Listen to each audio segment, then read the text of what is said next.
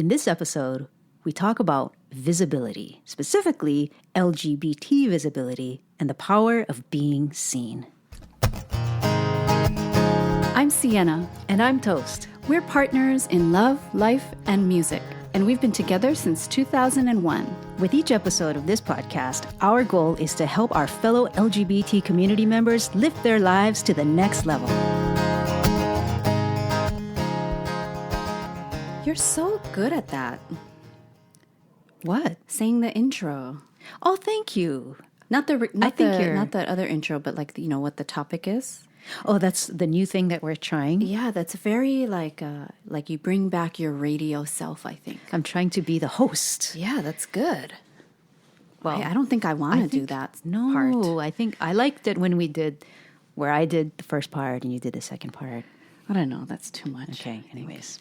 I think that's kind of irritating, maybe. For people, It's I don't know. too much.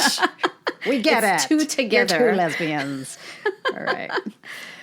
Oh my God. So anyways, the other day I was laughing so much because I had come across an Instagram story, and Toast and I were kind of learning about, okay, what are these Instagram stories? Because we want to start posting more of those. And so I'm starting to really look when people's stories are up. I'm like, okay, let me look at their story and see what you can do with these stories. Because before we would just ignore them. Yeah, basically, I'd ignore them. But I followed Jess Seinfeld, who is Jessica. Jessica Seinfeld is Jerry Seinfeld's wife. She's also a cook and has written some pretty amazing cookbooks out there. Oh, I didn't know None of that. them are vegan or anything like that, but she's found a very creative way of making comfort foods healthy. Wow. And I believe her first cookbook was about sneaking vegetables into foods. Like zucchini bread. Right. Or like brownies with zucchini in them, and your kids don't know. So you make a puree and then you add it in there and it adds moisture and all this stuff. Neat. So anyways. I like that. That's great. Yeah, and I love her. She loves cats, which I love that.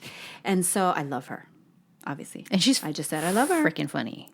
She's funny. Right? And so anyways, recently, her story, she did a poll, which I was like, oh, you can do polls on Instagram. And basically the poll was, would you eat your salad after your cat licked it? And of course. The story, oh, yeah, of course, hands down. Yes, I would eat the salad, even if my cat licked it. I hate wasting food.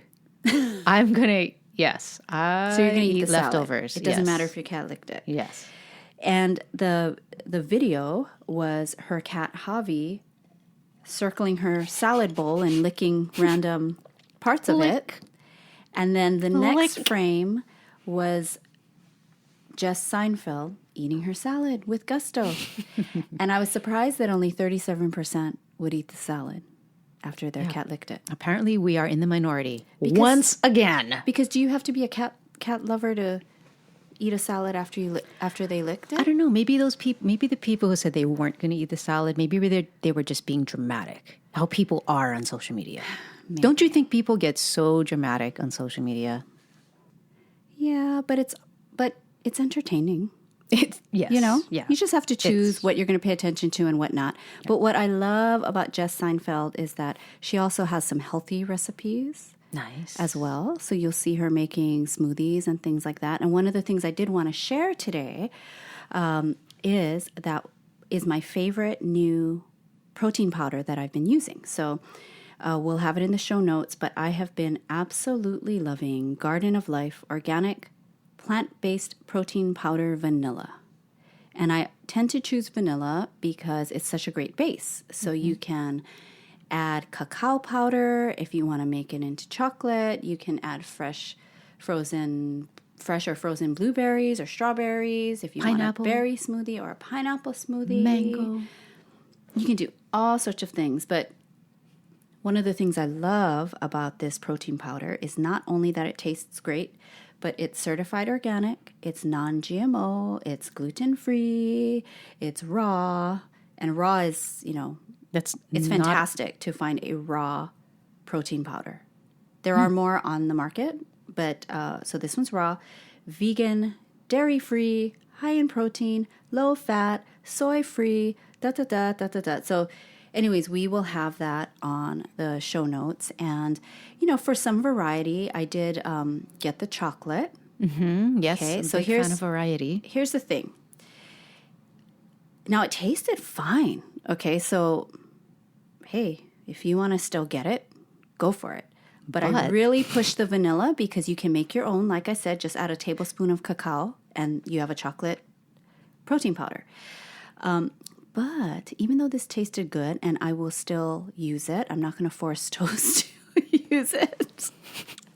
Toast tends to be I know you would use it.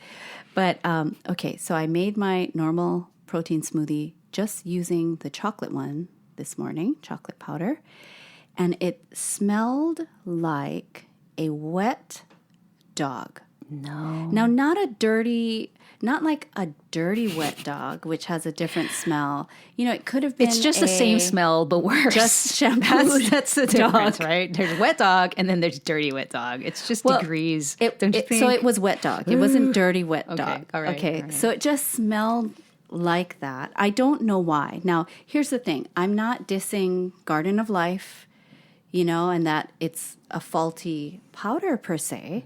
I still drank it and I'm going to enjoy the rest of the bag. But I was a little surprised that was the scent coming from my smoothie. Yeah, I wonder. That's really weird. So, so just that. So just be aware of that and Just get vanilla. Just get cacao. Just get vanilla. Yeah, just get vanilla. But ta-da! But I'll also leave a little recipe, just a very basic recipe that you may be curious to. You may want to try in the show notes to supercharge the protein powder, right? Supercharge it takes this protein shake and it makes it even better for you. Right? Absolutely. Yeah. All right. So what are we talking about today? Okay, so today's episode is about visibility, and it was inspired by a comment that was left on our blog for episode number 2 way back. It was called Pivotal Moments in Our Lives, and we're so grateful. Amanda left a comment.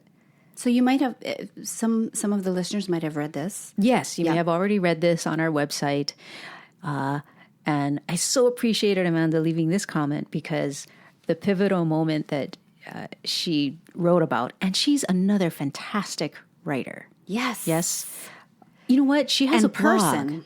She has a blog. I'm going to put a link to her blog in the show notes for this episode. Okay, great. I don't know it off the top of my head, but I can find out and put it in the show notes. But she's a fantastic writer too. So I really appreciated her writing in the comments about this pivotal moment, because it's like a classic lesbian cultural moment, right? Right. But I think for you and Amanda, it was a little more pivotal than it was for me. Yeah. Yes. Yeah. Well, yeah. But of course, I remember this moment too. Yes. Okay. Yeah. So I'm gonna read from Amanda's comment here. So here we go. She says, "I'd have to say, watching Brandi Chastain whip her jersey off after scoring the winning goal of the 1999 Women's World Cup soccer game was pretty amazing. When she slid to her knees, flung her shirt off, and flexed her guns, my then closeted gay self gave out a hoot and a holler right alongside.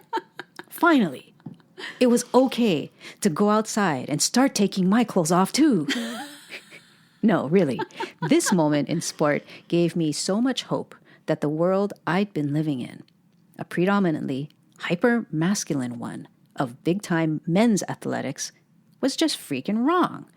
Watching a stadium of 100,000 fans lose their minds and celebrate right along with the huddled mess of joy that was now the U.S. women's team crushing atop my sport broad hero somehow made me believe that whatever I'd been telling myself about what an athlete was, or how I am less than or not good enough because I'm a disabled athlete, was just wrong. I guess in this moment, I felt seen.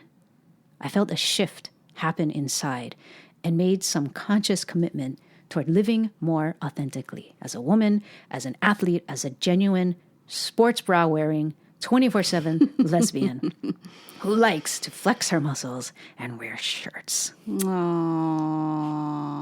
So thank you.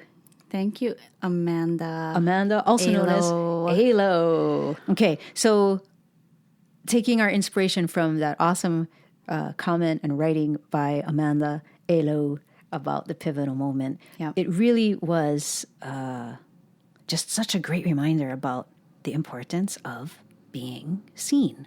Absolutely. Being seen. And I think here's I guess the thing that illustrates it for me is I am so sure that there are so many fellow, lesbians who know exactly what Amanda's talking about, that Brandy Chastain moment, right? Yep. And how I'm sure it was super powerful for a lot of us.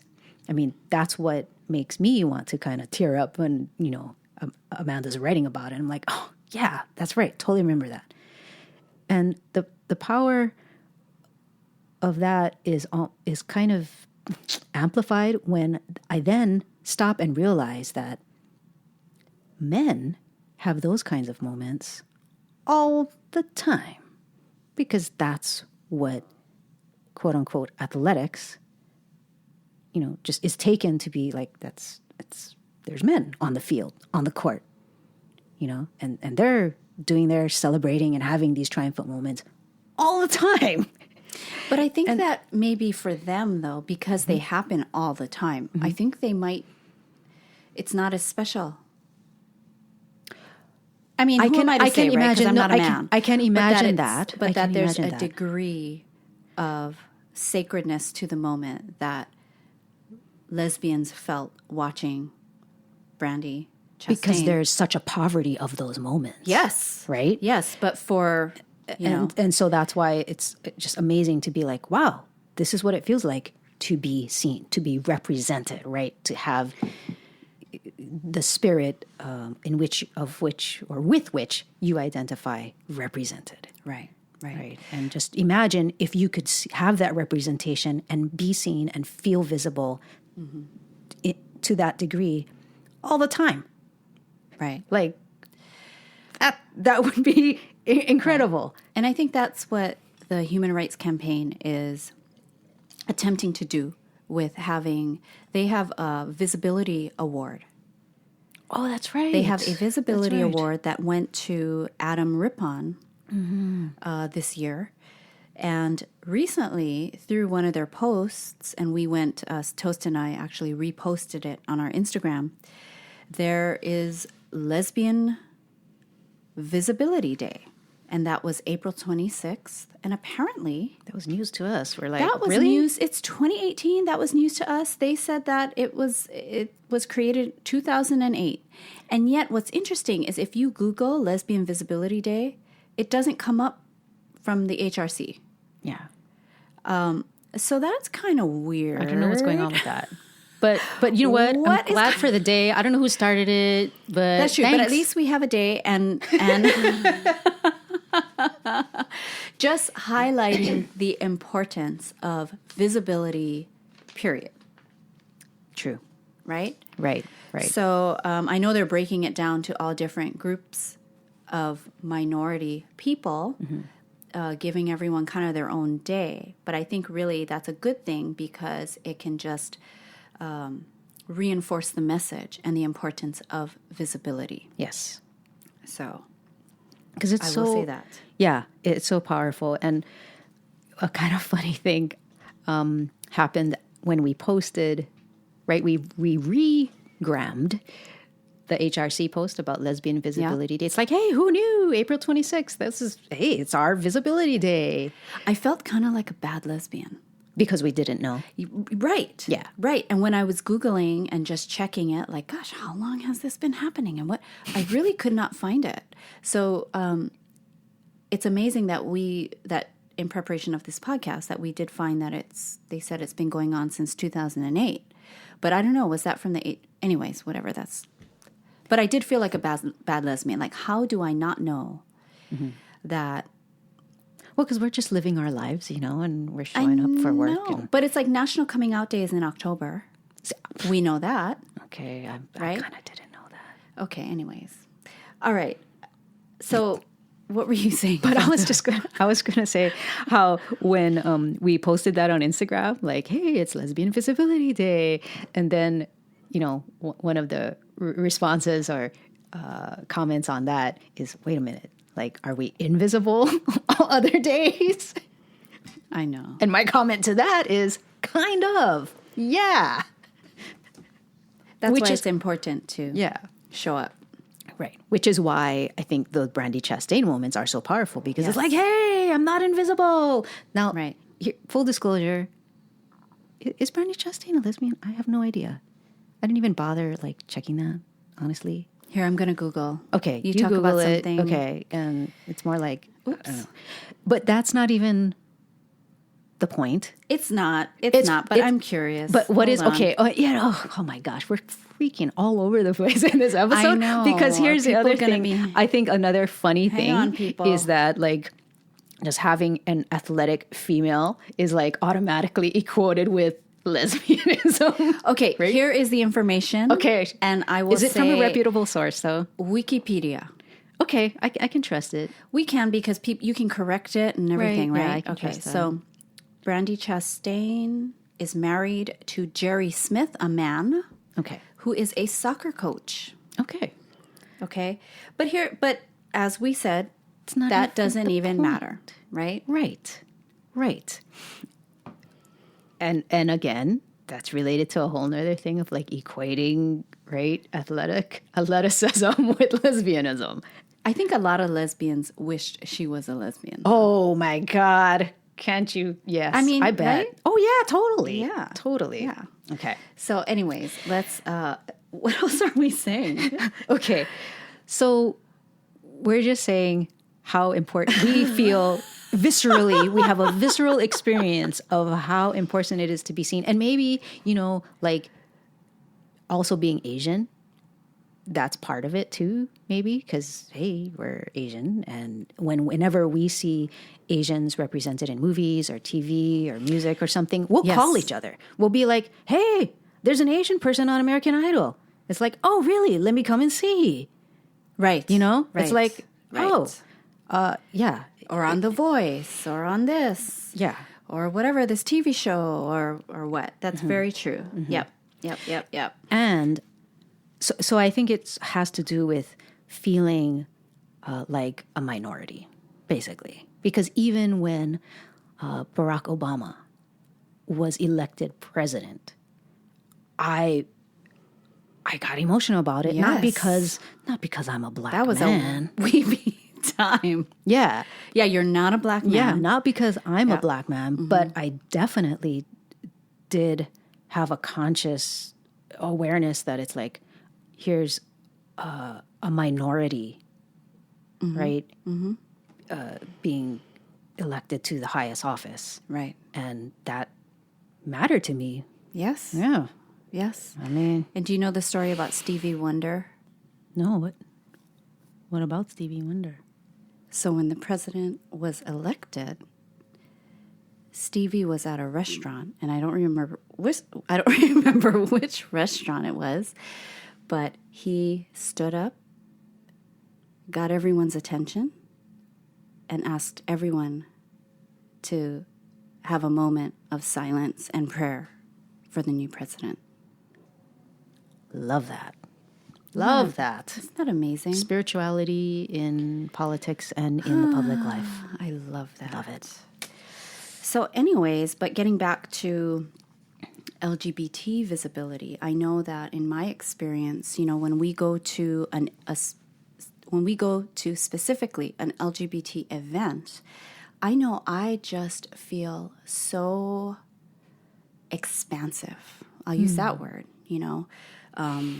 Like you can relax. It's like you kind can of like just like breathe a sigh of relief that you didn't know you were holding in this whole time. Exactly. And it's by the contrast that I really feel what's missing when I am at an event or around a group of people that truly do help affirm who I am just by being there. They're being visible. They are there. They are showing up. And I'm not even talking about the power of then of like shared values, because I don't know these people. I don't know their values, but just being just these people all showing up to the LGBT event and making an assumption that most of these people are LGBT or T or Q.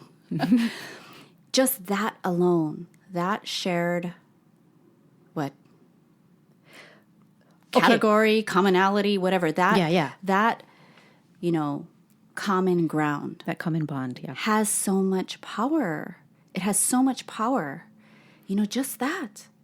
And then you can get into the next level of, okay, what do I really have in common with these people? Beyond that. What are the core, do we share the same core values? Right. Right. And then are we going to create,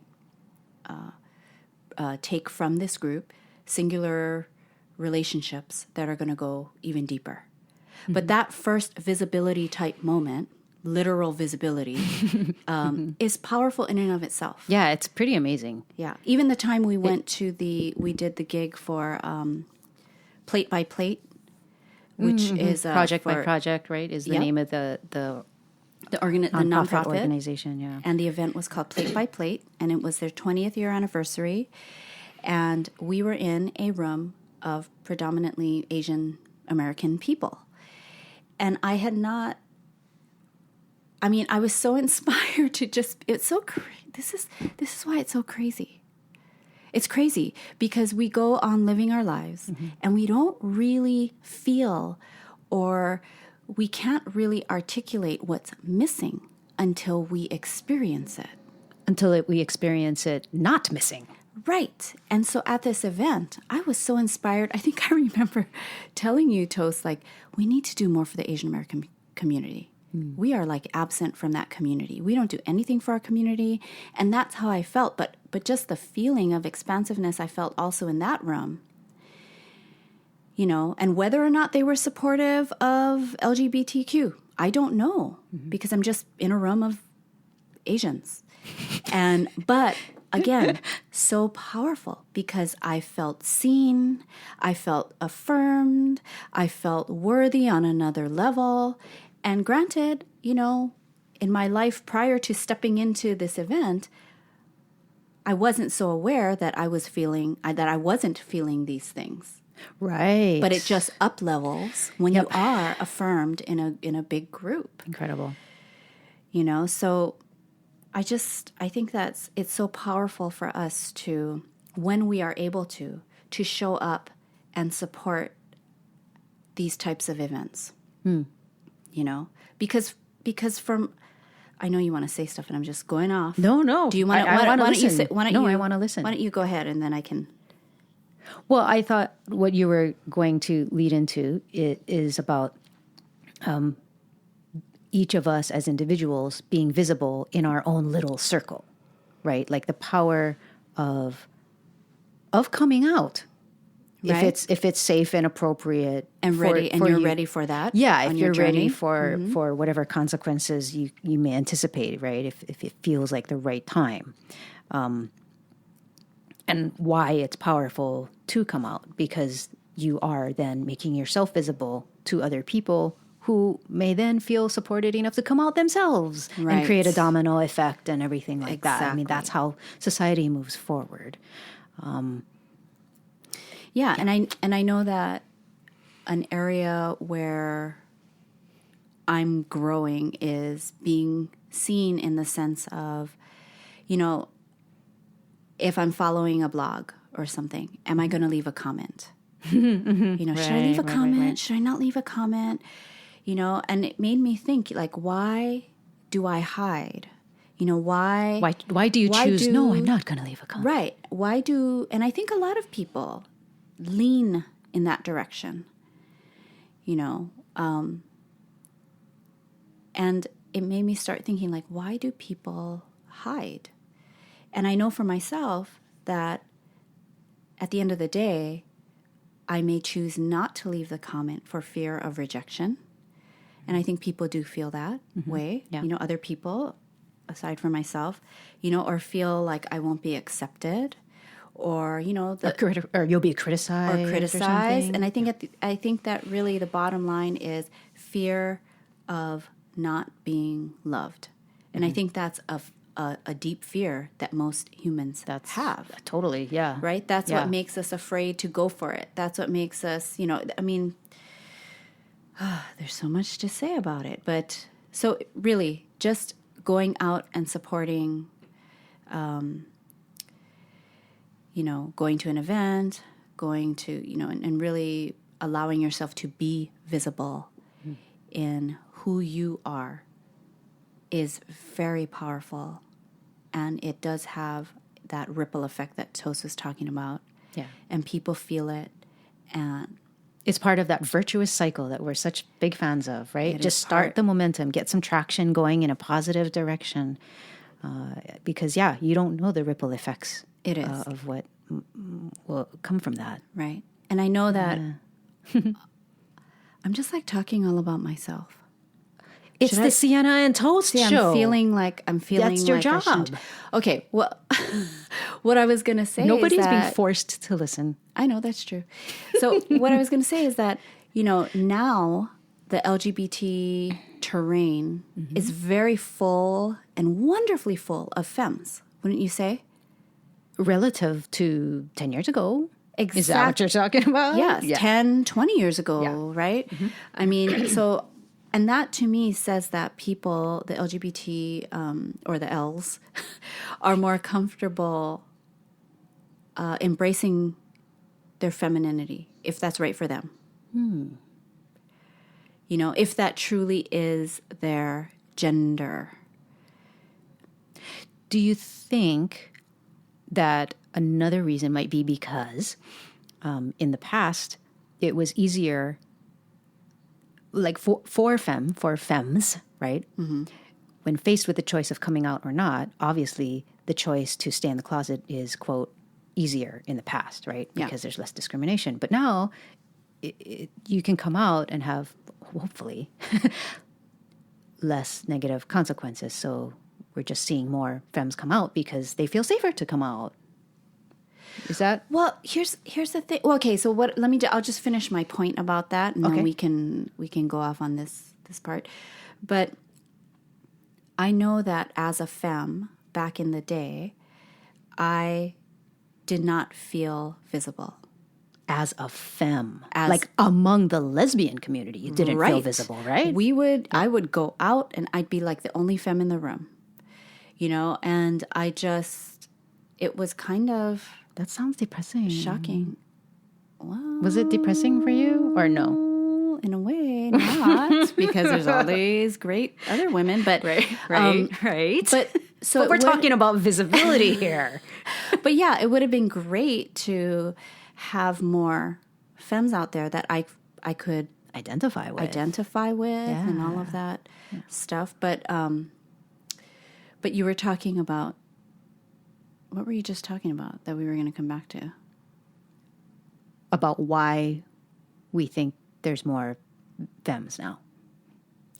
Okay, right. So you were saying that...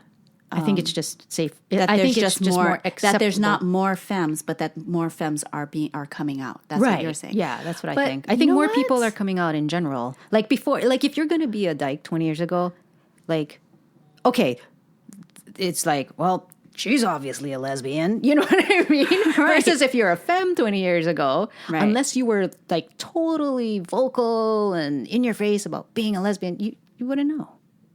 Right, but I feel like there aren't as many masculine presenting lesbians these days. That's what... Are we just sheltered here in our Portland house?